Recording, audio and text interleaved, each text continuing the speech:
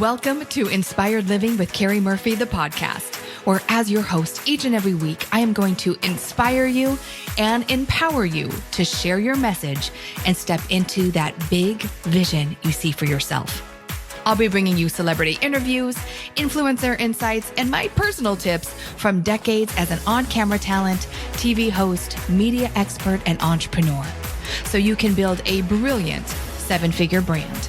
Because when you're inspired, you inspire others. So let's go.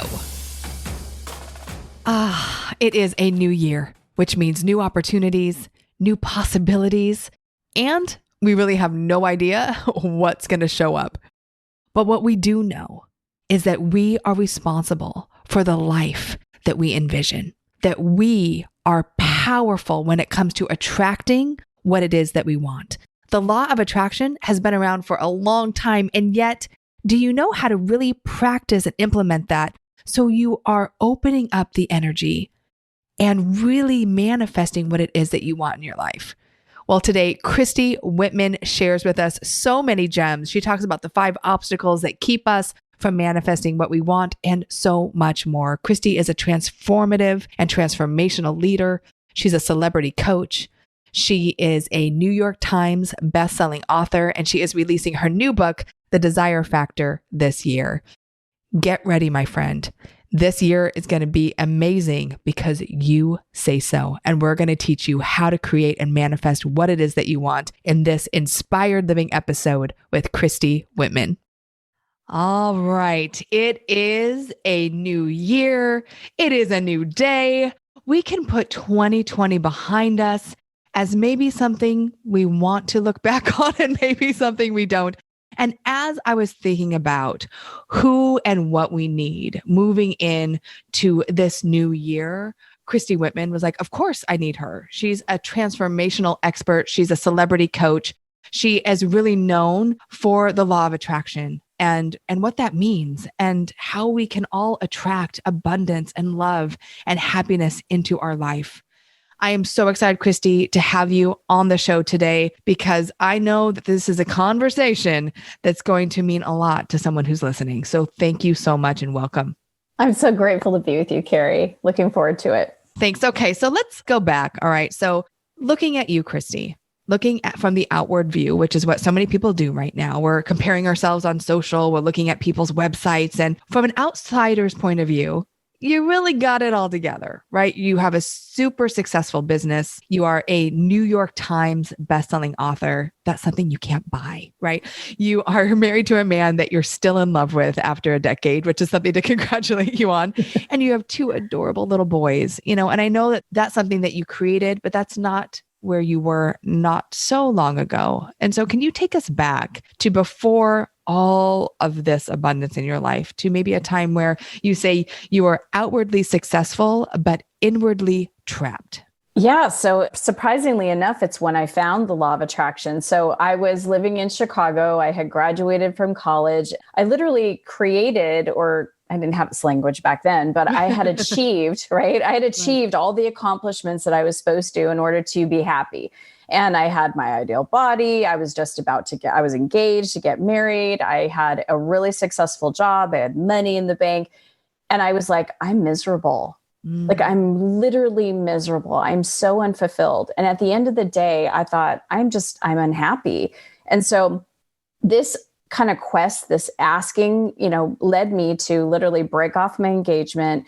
I moved to California and I did not know anybody. I knew one person and I happened to go get my hair cut from her.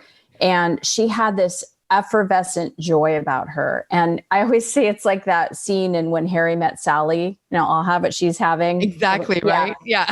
I was like, being as blunt as I am, I'm like, okay, what do you do? Right. And what is making you so happy, damn it? Right? What's your deal? Yeah. I'm like, I want that. And she said, I meditate. And I was like, meditate. And this is 25 years ago, Carrie. I did not come from a Buddhist background. I didn't have meditation in my family. I thought of like some guy sitting on a mountaintop with a long beard. And exactly. That was the vision when she said I meditated. I was like, I can't do that.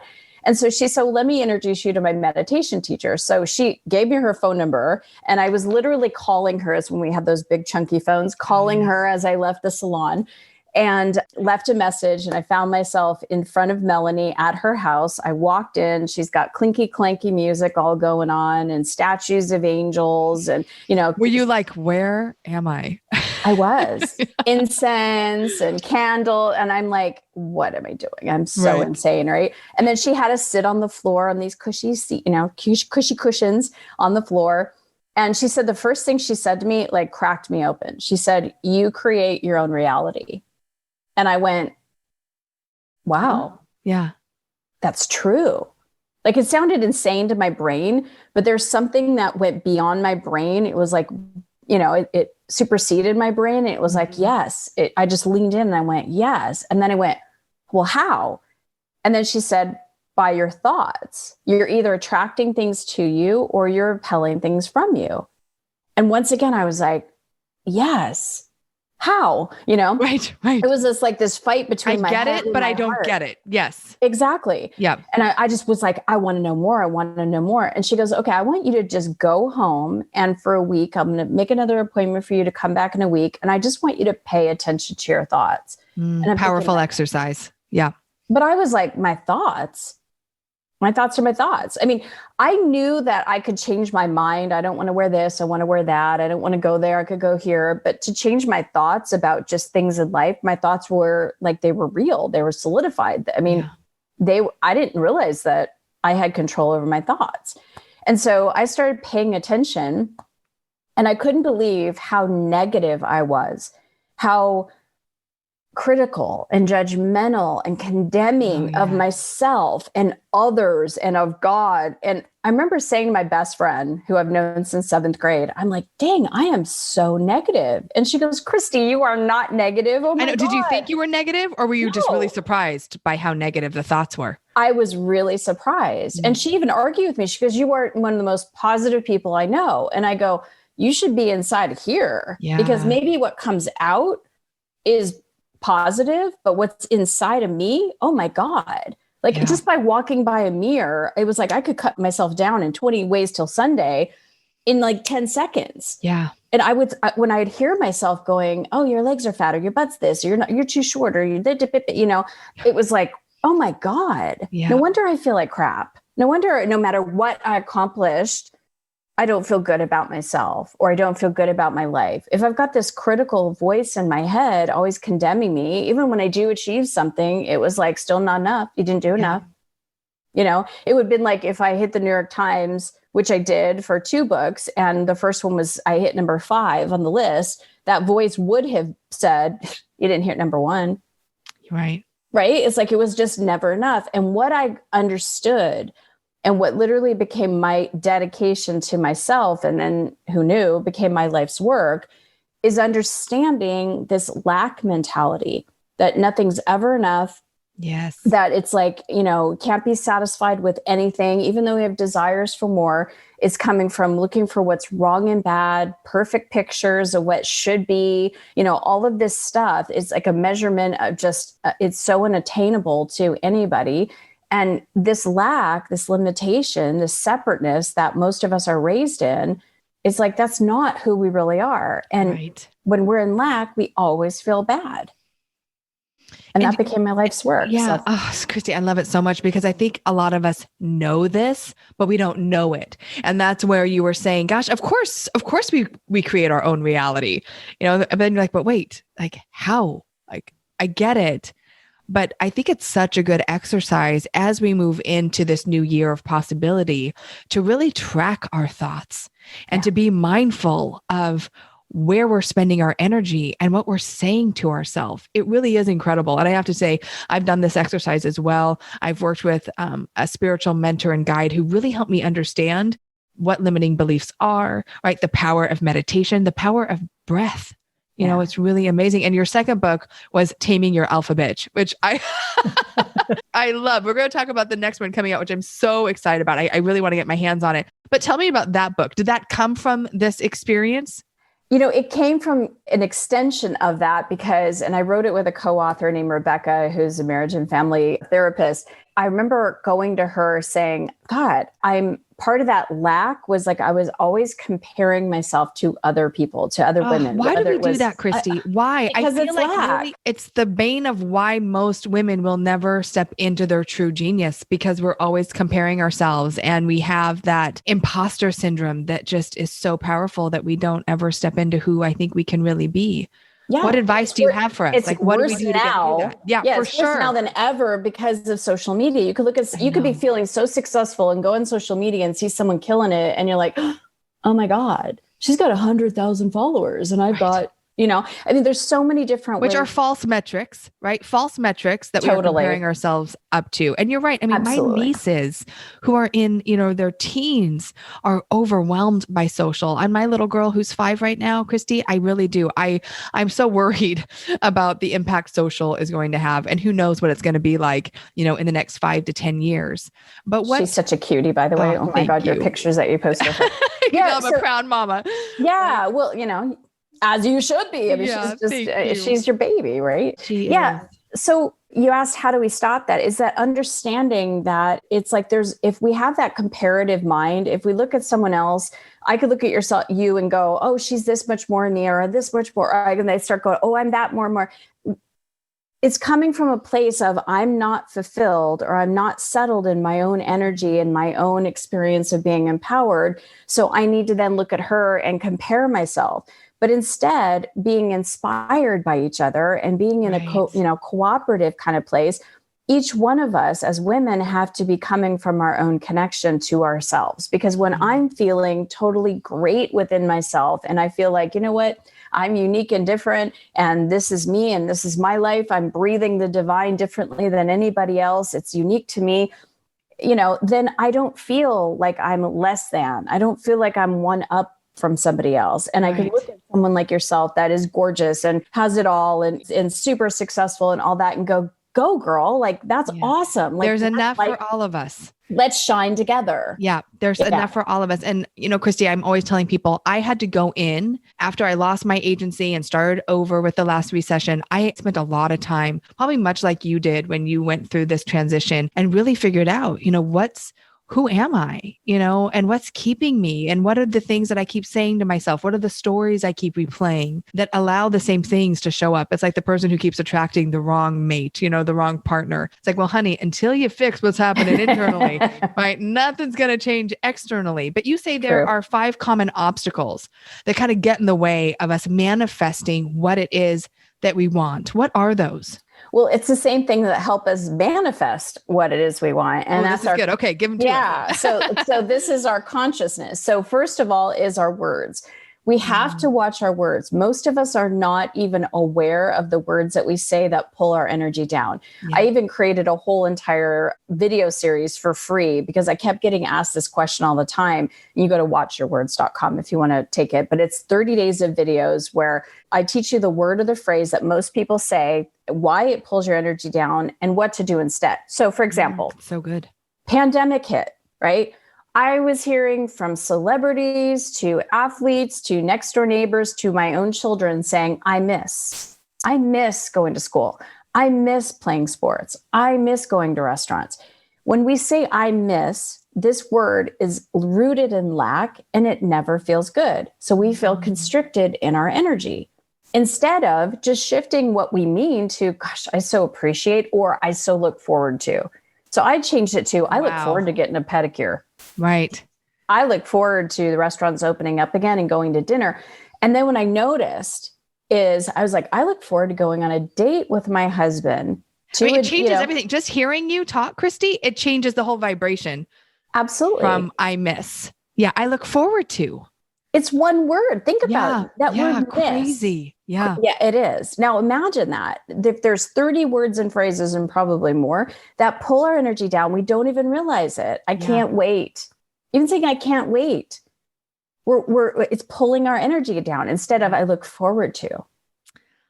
Amazing. They're subtle. So it's the words that we say, right? So the obstacles are the words, but if we shift it, now it becomes something that creates our reality in the way we want. Our thoughts are number 2. Right? Now, when you think about it, in the beginning, there was the word. And what are thoughts? They're a series of words. Right. So when we're saying thoughts like, well, I just can't seem to, or why can't I ever? How come she's more successful than I am? How come I don't da da da da da? These thoughts are either, if you look at them, best way I could describe it is if you look at it like a spectrum, and on one side of the spectrum, you have lack, and on the other side of the spectrum, you have abundance. In the middle, there's a tipping point vibrationally. Yeah. And it's satisfaction that tips you into abundance. And if we're having thoughts, if we're saying thoughts, thinking thoughts that bring our energy down and don't feel good, it's because we're in lack. So our thoughts are a lot of times an obstacle for us. Mm-hmm. So words Makes are total thoughts. sense. Yeah. Yeah. Our perspectives. If we have that perspective that, oh, that person's out to get me, or that person just doesn't like me, or you know what, there's no houses on the market, right? Whatever our perspective might be, there's no good men. All the good ones are taken. I haven't ever heard that one before. I used to speak in New York City, and it was so funny because it was around the time when The Secret came out. And so I was doing workshops, and I would do one workshop where there'd be 50 people in the room, and I would have women raising their hands going, there are no single available men in this city. And I'm like, seriously?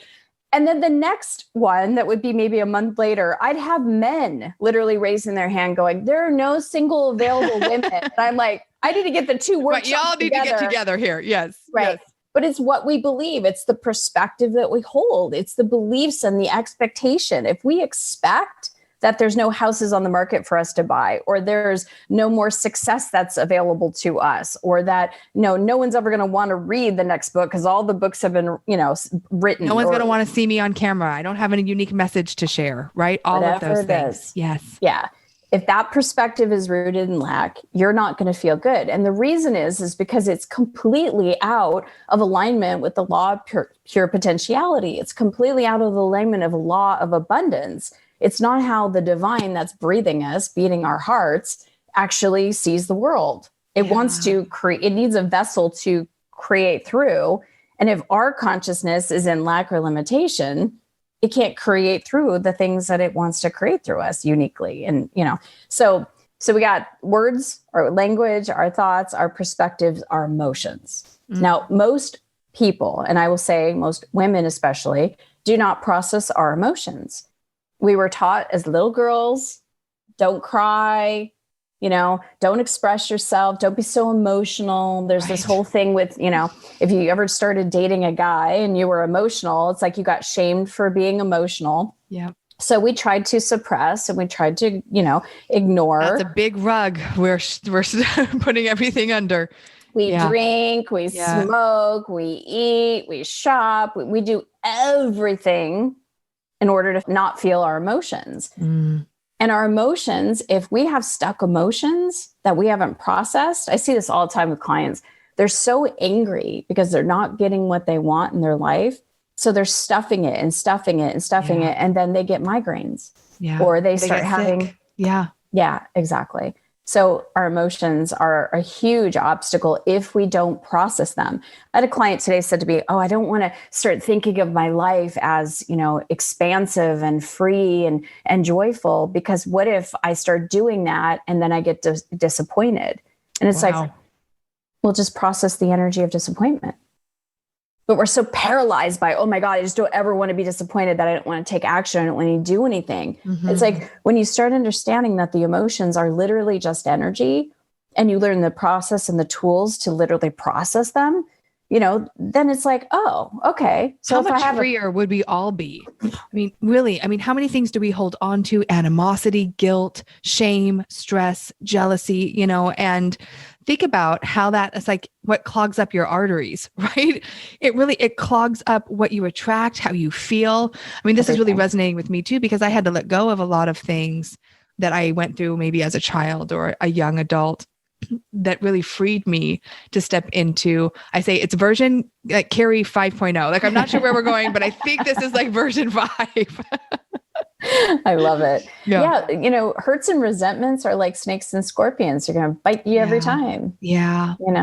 And those type of unprocessed emotions, it's like if someone is very reactive to something, it's because there's a button. There's like the energy in there is so on edge because you can normally just move through life. If we learned how to process our emotions, that, things we would feel the whoosh of like a disappointment, be able to process it, or feel the whoosh of a hurt or an anger or, frustration or whatever it is, feel it, process it. And then you return back to our natural state of happiness and joy. Yeah. And one of the things I learned, Christy, too, is that when we are triggered and we do like react to something, it's always most likely, not all the time, it's rooted in something so much deeper. And I think about that too. For example, this year has caused like different stresses that I hadn't had before. And, poor little Lauren at 5, I don't know if you remember 5, or how old are your boys?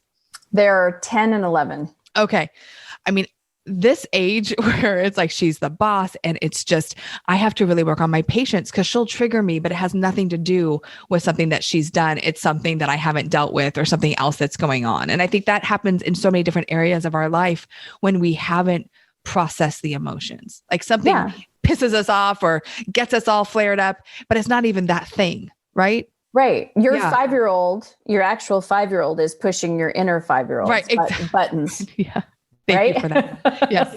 And I love her more than anything, but I'm telling you, like right now, I'm like, okay, like she's testing the patience. Yeah. Yeah. I tell it to my husband all the time because he's like, does a fight mode with my oldest son, Alex. And I'm like, your 11-year-old is in a power struggle with him, but the adult you actually has the upper hand because you're the one that decides. Yeah. And then he's all able to go, oh yeah, my buttons are good. Thanks for the reminder, honey. Yeah. I never try to coach my husband, but in those moments, I'm like, right. Let's look at it this way. Okay. So did we cover all 5? I want to make sure. Action. Action. Okay. So there's so many people that are afraid to take action because of the fact that what if they fail? What if they succeed? Right? All that stuff that goes on in their thoughts and their emotions, all of that stuff stops the action or propels them to take action. There's some people that take action and they overdo and they're doing too much, right? So they're completely overwhelmed. Doing too much is like on the one side of the scale where it's like, I got to overdo, I got to overperform because it's rooted in lack. Or there's other people that are just, they don't take the action, right? And one of the things that I wrote about in the desire factor is that when we receive a desire for anything, an improvement of any kind, in 2020 certainly birthed a lot of desires for people, right? Yeah, it's like we're looking at, okay, I don't want this. This is the contrast. What do we want instead? And I think a lot of people, as the counsel who I channel said, that it's an amplification time. In the beginning, when March happened and everything got shut down, I was like, what is up with this? And they said it's an amplification period. What's going to be amplified for the person that's feeling lonely is now in lockdown by herself. And she's really going to be feeling the loneliness. She's either going to feel it and move past it or go the other way. Right? Someone that's feeling afraid about money and now they can't go to their job. This is being amplified. So it's like, this is really a healing time for everybody, but it's also a time of birthing great desires. And so when you get a desire, it's us, it's our job as that co-creative, counterpart to the divine that we need to take action. So if we're pulling ourselves back and not taking action, it's because we're in lack in some way. We're afraid of either success or failure. We're afraid to shine. We're afraid to whatever it is, right? We're afraid what other people are going to think. We might get this desire so much, and it just kills me because it's like, oh, what if you move through that, right? How powerful we would be, how happy, how different the world would be if we were all in that place of abundance and stepping into our divine vision. What would the world be like, Christy? Be pretty great. Well, there'd be a lot of joy and a lot of people thriving and feeling good and being more respectful and kinder to each other because absolutely there's either alignment or not. And when someone is doing stuff or saying stuff or being in a way that is mean or rude or coming from lack, or they're acting out of fear, or they're just really being unkind, they're not in alignment. Right. But if someone's in alignment, it's kind of like that Michael Jackson, I'm starting with the man in the mirror, right? Yep. It's like if you are literally working on your own alignment, finding that satisfaction point that tips you into abundance, and you're feeling the gratitude for your life, no matter what your situations and experiences are, that you can literally look at all aspects of your life and go, I appreciate this. I'd like more, or I'd like this, or I'd like this to be different, knowing I create my own reality. But it's like you have to start from being satisfied and grateful and appreciative for where you are, excited for what else is coming. You cannot be in a space of this sucks and my life is horrible and, and resentment and all that stuff, and then be in abundance. It's just so Christy, I get that to my core. And I think it's really easy for people to look at us and go, of course they say that. Of course they can be grateful, right? But for the person who lost their job this year, who is having difficulty keeping, a roof over their family's head, who has 3 kids at home and is a single mom, like, how does that person, because I've been a single mom, I know that struggle, how does that person step into gratitude and abundance and appreciating what has been handed to them? So I love this question, Carrie, and it's important to ask this question because I haven't just had old rainbows and lollipops and unicorns all over me. Do you know that I say rainbows and lollipops too? That is so no funny. Way. Yes, I do. Like every day is not rainbows and lollipops around here, people. Yes. There you go. That's so funny. Yeah. Yeah. So I've been through a divorce. Yeah. I've had a job, I was basically fired from, if you want to call it that, wasn't laid off. It was a fire. I have had my sister commit suicide. I had my 2-month-old baby, Maxim, my youngest son, rushed to the hospital, barely on his last breath, almost lost him and had to have open heart surgery. So I've been in $160,000 in debt. I mean, I've been through the gamut.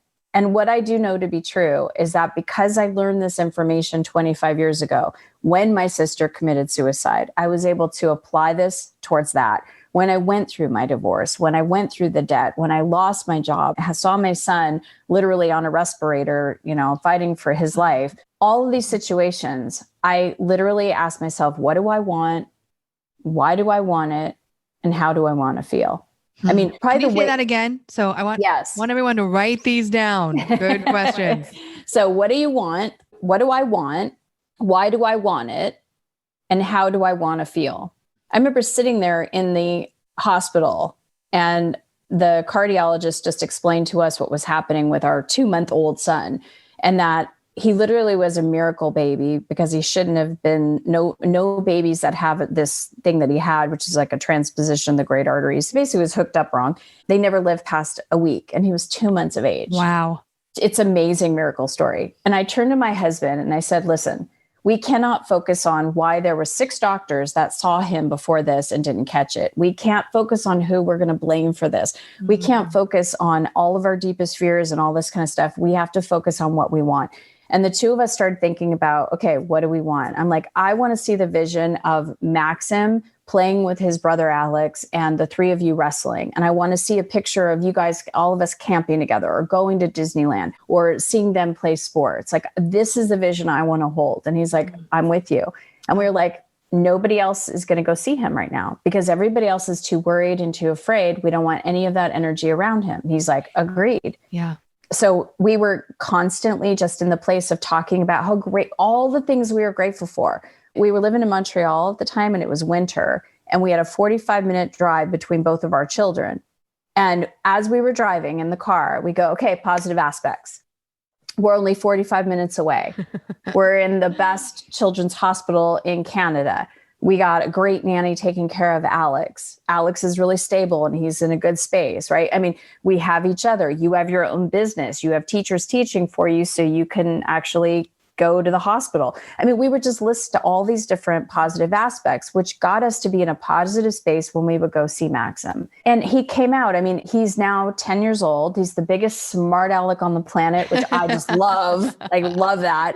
He's just a sweetie. He's just, if you have a picture of him right here, he's so good looking. He's the soccer. Look how sweet he is. So cute. So yummy. So cute. And just a vision of health. He's like one of the soccer stars on his team, you know, and he's like super athletic. He's a great student. He's thriving in his life. Wow. What a story. So if I can do that, what you want. Yeah. You know, and it wasn't like, ooh, again, rainbows and lollipops. And of course, you know, there were moments of, why did this happen? I'm angry, or moments of, oh my God, I'm terrified. What if? I mean, we're human. mean, I But have a baby boy right now and I can't even imagine going through that. Like, oh my gosh, like a runny nose. And I'm like, oh my gosh, is he going to be okay? right. Yeah. Exactly. Yeah. So, it's knowing that we have to process our emotions. It's the 5 things that we talked about, and understanding that it's like we create our own reality. So even though something contrasting happens, whether it's you got in debt, you lost your job, you got a divorce, it doesn't matter what the you're in a pandemic, just a little something like that. Yeah. Yeah. I mean, it's amazing because when I took a step back during the pandemic, and still going on, but it's a universal thing. For the first time in history, it was a universal thing. It didn't matter if you were a female or male or where you lived. Rich, poor, where you lived. Yeah. It was touched universal. Every single person. And so does the law of attraction. So do universal laws. Yes.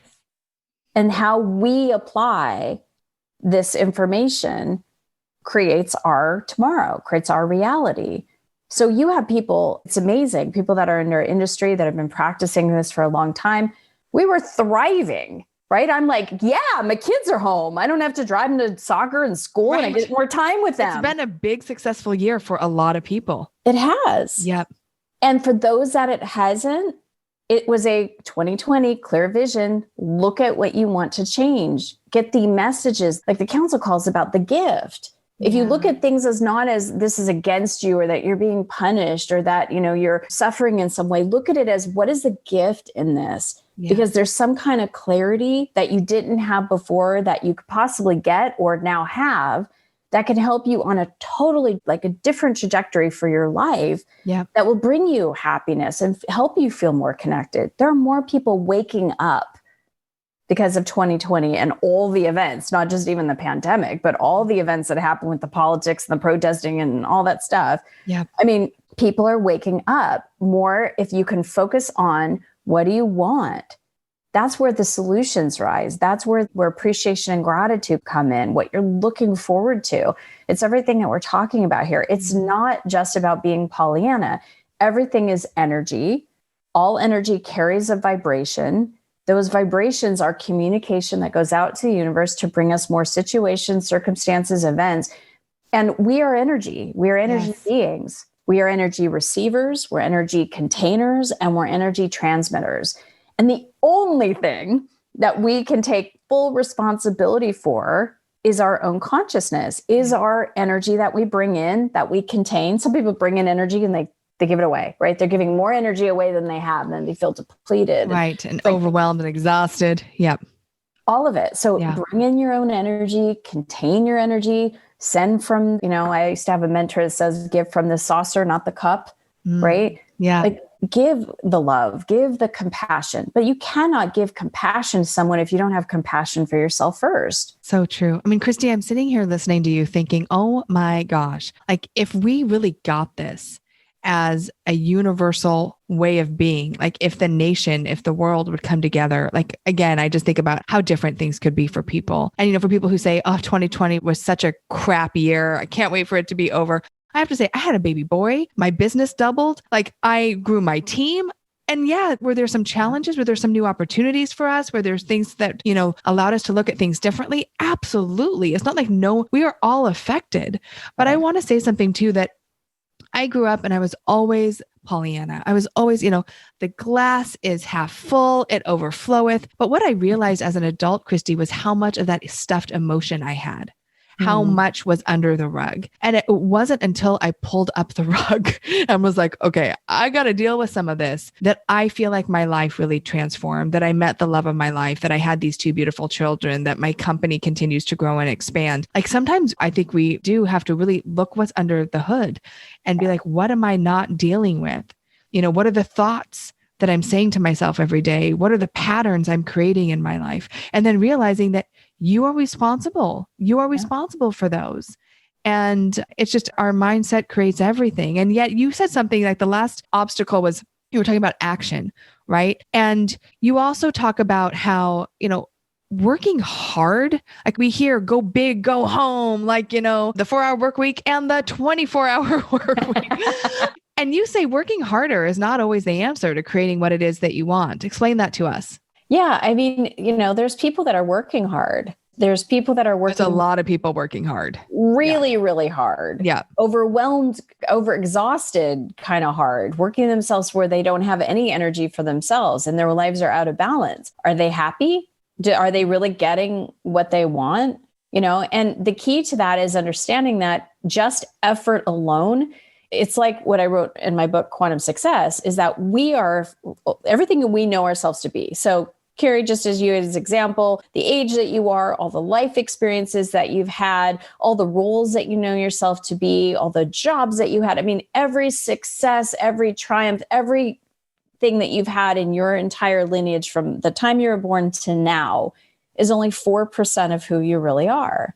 96% is that, I know, right? I mean, that is quantum physics. Gosh. This is quantum we're talking about. Right. And so when you understand that you are much more than everything you know yourself to be, everything you can identify yourself, all your history, all that stuff, the 96% of you is actually what's breathing you, beating your heart, growing your nails.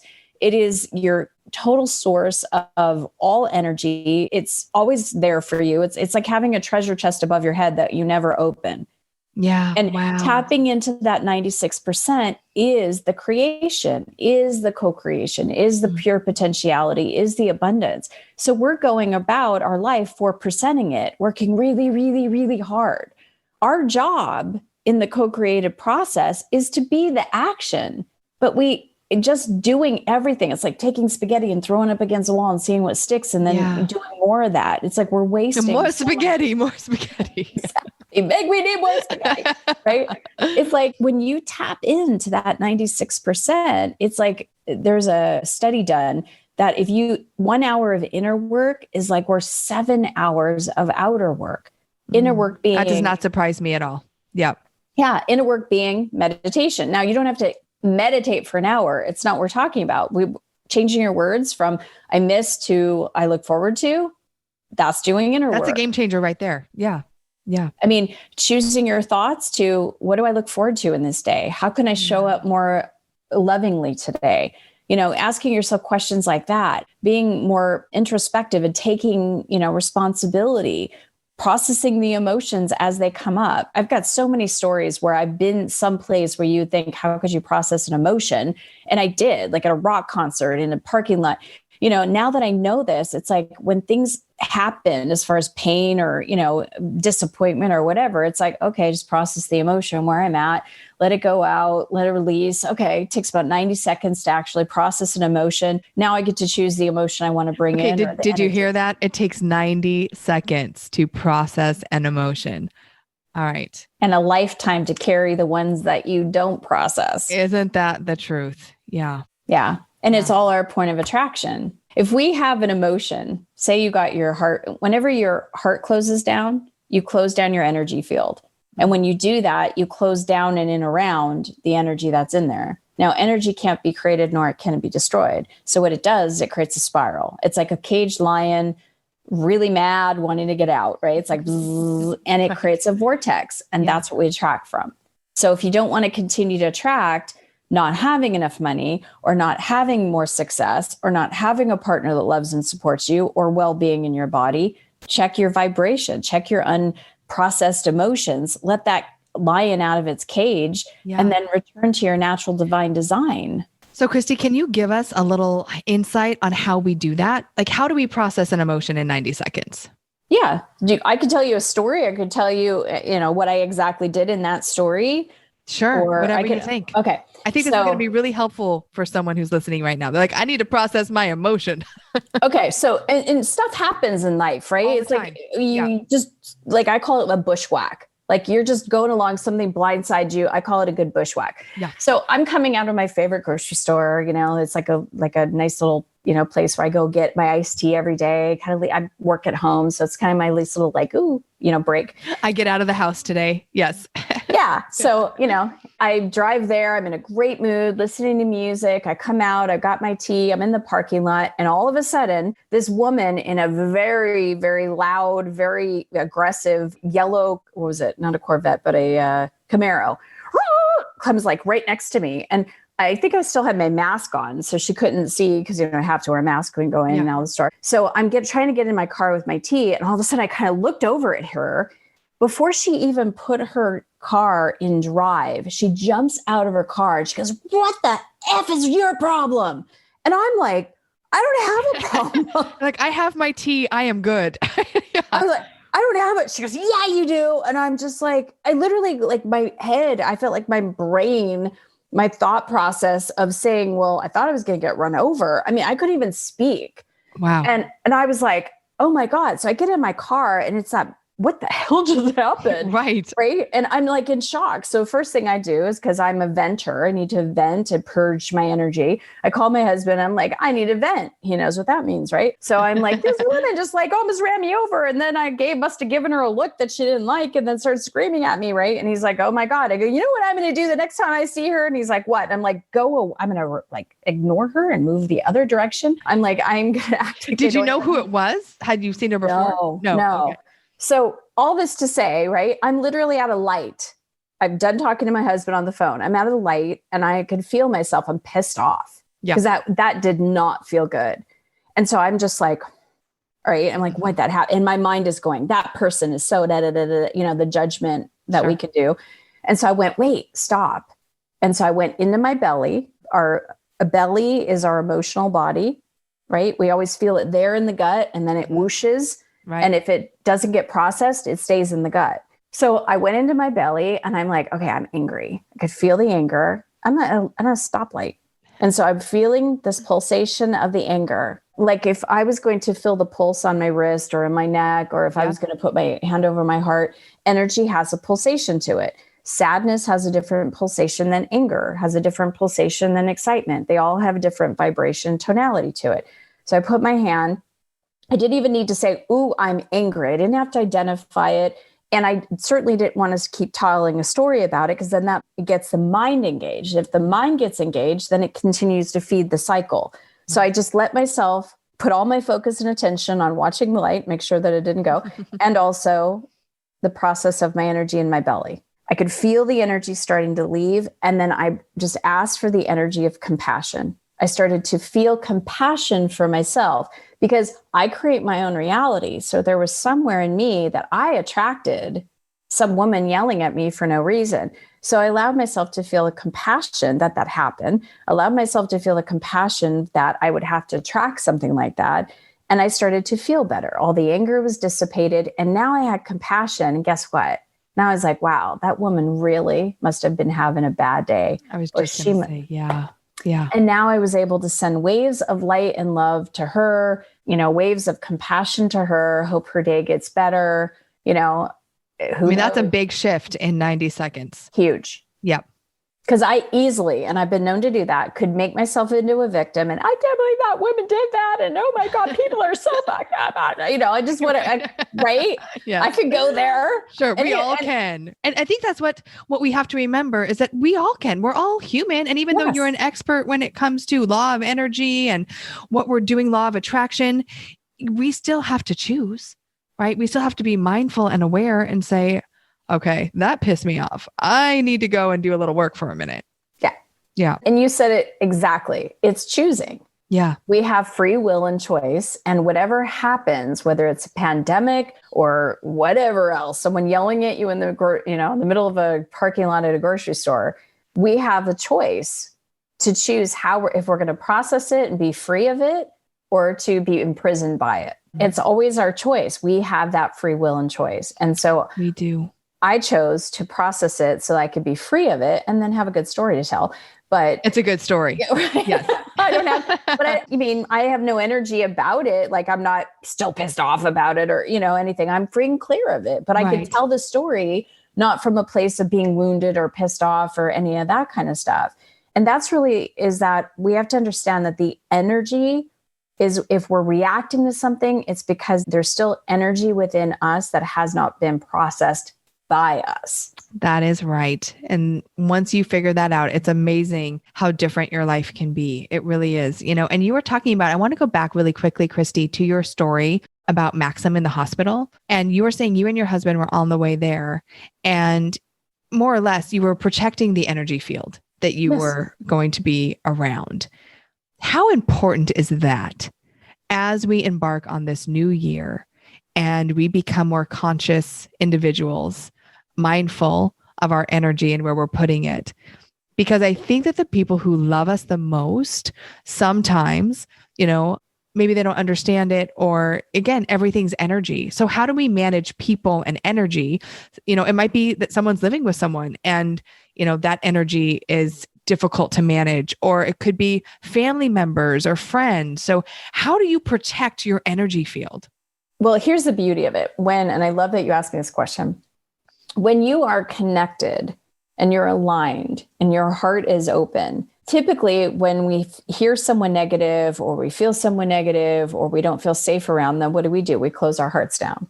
Mm-hmm. Right. So it just now has two misaligned or, out of alignment people living together or having an interaction. Right. Mm-hmm. And when you can literally just stay open-hearted, then the energy shifts. I'll give another story. My mom and dad have never had the kind of relationship that I've ever wanted.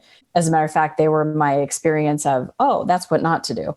And they've been married for 64 years. Wow. But they're horrible to each other. I mean, they have moments, obviously, where you could see they love each other and that sort of thing. But the way they communicate and yell at each other, it's like, oh my God. And they're very negative. My dad, when I grew up, had Murphy's Law, all of those posters, if something's going to go wrong, it will. No, really? Oh yeah. All over his office. Like he was a mechanical engineer. I'm the positive Murphy's Law. All good things will happen. I'm going to flip that. I'm going to flip that law switch. Yes. There you go. Yeah. Some people have successories in their office. He had things are about to get worse, kind of like doom and gloom posters. I can't even imagine.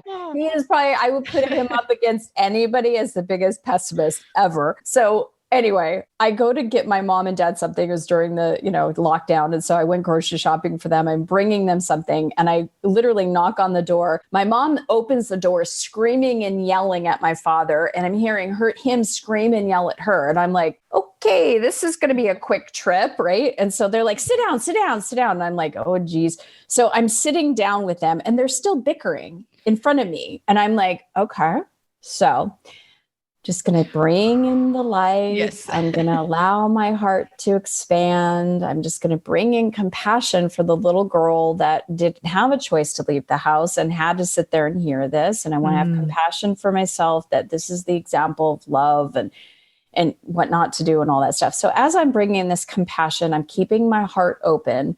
All of a sudden, they stopped yelling at each other and they started asking, well, what's going on with the boys? How are the boys? And the conversation just completely shifted. We started laughing and giggling, the three of us. I probably had one of the best visits I've ever had with my parents, laughing about old family memories. We even brought up my sister, which normally you can't talk about my sister in front of my dad because he gets upset. So it was amazing to me because it was like, I just stayed in my heart and I shifted the energy. Because as the council says, the higher energy always wins. Oh, the higher energy always wins. It's good.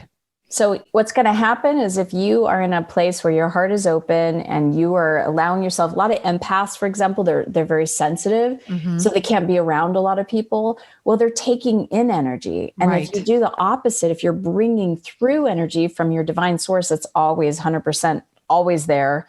And it's resourced constantly. It's unlimited. Allowing yourself to feel the flow of the energy, opening up your heart, and then you're exuding it out. Now you're the influencer, not being influenced. Right.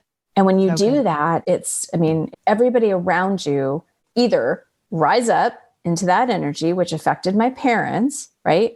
Or they can't stand the energy and they'll be out of there. Yeah. So the higher energy always wins. Yeah. It's funny as you're talking about that, Christy, I can actually feel my heart just like opening more. It's this interesting feeling. And I think as we all like move into this next year and we realize what we're capable of, like keep the heart open, right? Yeah. And to allow other people to feel that, I think is important. I just love this conversation so much. Tell me about your book coming out too. This is what's going to shift everything. If people can keep their hearts open and connect. So yeah, by the way, I have to tell you, your makeup is so fantastic. And I know you have your makeup, line. I just bought it. I just actually bought it for my girlfriend's 16-year-old. And I'm like, I need to buy a set for myself because your makeup looks amazing. Sorry, side note. How to say that. Christy. I'll tell you, I love it. We just shipped out a bunch of boxes earlier this year, and it's a lot of fun to help people feel better, when it comes to showing up. So thank you. Yeah. We'll get you a box of IL Beauty Kit too. So I love it. Love it. Thank you. So let's talk about the desire factor and what we can expect from that and how do we get our hands on it? I mean, literally, if not everyone is like, I need more Christy Whitman in my life, or the principles. Again, these aren't new principles, right? But it's the way in which, Christy, of course, you share them, through your stories. I'm really excited for more people to get their hands on these concepts and to really understand how powerful each and every one of us truly is. Yeah. But tell us about the desire factor. Yeah. So we're creating our reality, right? Most of us are doing it by default. We don't realize it. And we receive desires all the time. So the desire factor is literally my latest, all of my books are channeled. They always have been since Perfect Pictures. And now I know who the channel is. It's the council. Yeah. And so the energy just alone in this book is amazing. But it's 7 principles, literally from the minute you get a desire, what you do with them. It's kind of like padlock, right? If you mix up the numbers in a padlock, the lock's not going to open. And so it's a step-by-step, sequential approach to what you need to do in order to create a desire. Because what happens with most people is they receive a desire, and they go, ooh, I love it. And then they either don't take action on it, right? Or they talk themselves out of it. Mm-hmm. Oh, well, I can't do that. Someone else has already done that. Oh, imagine you have this desire, this idea that comes to you about doing a makeup line, right? An eye kit. So that everybody can look as beautiful as you do and have their makeup just professionally done without having it professionally done. Imagine if you would have said, oh, well, there's too many, Kardashians already doing it, or, too many other people. Too many makeup lines out there. Revlon already has it. But no one's doing it the way we are. Exactly. Yeah. You got a desire. You got an idea that's different. And so you went, yes, this is such a great idea. And so you got the first step. The first step, when you get excited about your desire, the first step is revealed to you, right? Mm-hmm. You bet you didn't know how to put together makeup line, but you followed the first step because you were excited about the idea and the desire. And you follow the first step, and then the next step is revealed. You follow that step, and then the next step is revealed. Story of my life. I kid you not. Story of my life. I just took the next step. Yes. Yep. But so many people don't even take the first step when they receive this desire because they talk themselves out of it. I can't do that. Too many people are doing that. That's impossible. No one in my family's ever done that. I don't know. I don't know how to do that. Right. That's a big one. Yeah. And so when we can just let the desire and understand that nothing is created unless there's a desire. When you think about it, the whole entire planet system would not have been created if the divine did not have a desire for it, Yes. I mean, everything starts with a desire, whether it's to go on a vacation or to have a baby or to get into a romantic relationship or whatever it is. Start a business, whatever it is. Yeah. Yeah. And when we can feel that desire and allow ourselves to be in connection with that desire, the pulsation of the energy, if everything is energy, and it is, and all energy creates form, and it does, and we allow ourselves to just receive that desire and play with it, play with the energy of it, and take those steps, then you will see it as a manifested form. And that's what's so exciting, is that it is literally every single person has some desire factor, whether it doesn't matter if it's go to Wyoming or, buy a certain purse. I share in the book that you probably wouldn't believe this, but 25 years ago, even more now, I was a smoker. I was a pack and a half a day smoker. Really? Yes. I couldn't, for the life of me, I could not stop smoking. I even went to a Nicotine Anonymous, group. I tried everything and I could not quit. But finally, I started feeling as if I'm a non-smoker. This is way before I even learned about law of attraction. I just started feeling my way into what would a non-smoker do? And so I even had this idea. Back then, I wanted to buy my first, nice purse, which was a Coach purse. And I told myself, I'll buy my first Coach purse when I quit smoking, because I don't want to have those icky packs of cigarettes in my Coach purse. A non-smoker wouldn't wear a Coach purse, right? This is all I'm right. telling All the myself. things you're saying to yourself. Yeah. Right. So it was like the little carrot out there. Yeah. Right. And so everything set itself up magically to literally have me become a non-smoker. And so what did I do? I went and bought myself a Coach purse. Love that story. It's like, yes, what would a business owner do? What would a multimillionaire do right now? How would she manage her time? What would she be doing? Like all these acting as if that we hear so much of, right? Yeah. And doing the pattern interrupt. And Christy, I could talk to you all day long, but let's tell people how they can get their hands on this desire factor. How do Love they? it. Yes. Yeah. So you could go to thedesirefactor.com. And when you pre-order the book, you get a bunch of different meditations from the council, like a hologram meditation, a peace and grounding meditation. And then when we actually start, when the book comes out, you get 4 sessions that are live sessions with the council to go through each of the contents in the book. So it's like a $700 value for a $14 or $15 book. So you can go to thedesirefactor.com, or any bookstore will have it. So congratulations. I'm Thank excited to you. get my hands on it. We'll make sure it's in the show notes, all the links to connect with you, your website, your social,